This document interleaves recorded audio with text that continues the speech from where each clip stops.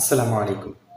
বাণিজ্য যুদ্ধের অবসানের আভাস যুক্তরাষ্ট্র ও চীনের।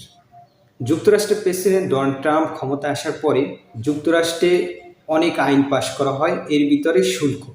যুক্তরাষ্ট্রের শুল্ক আরোপের ফলে চীন থেকে আসা বেশিরভাগ পণ্যে ১৪৫% শুল্ক চাপিয়েছে ট্রাম্প।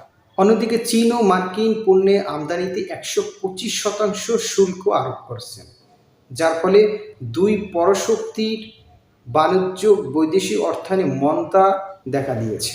সাথে সাথে আন্তর্জাতিক মুদ্রা তহবিলে IMF ২০২৫ সালে বৈদেশিক মুদ্রায় ৩.৩% কমিয়ে ২.৮% করেছে এবং সাথে সাথে আশার বাণীও পাওয়া যাচ্ছে।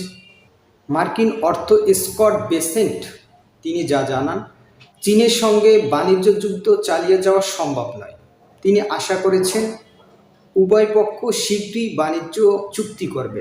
এ বিষয়ে আবার চীনও জানিয়েছেন যুক্তরাষ্ট্রের সঙ্গে বাণিজ্যিক আলোচনার দুয়ার খোলা আছে। বেনেসের মন্তব্যের পরপরই ট্রাম্প স্বীকার করেছেন চীনের আমদানি পণ্য আরোপ করা শুল্ক অনেক বেশি এবং শীঘ্রই এর উল্লেখযোগ্য আকারে কমে আসবে, যা বর্তমান হারের ধারে কাছেও থাকবে না। তবে এই শুল্ক একেবারে শূন্যতেও নেমে আসবে না।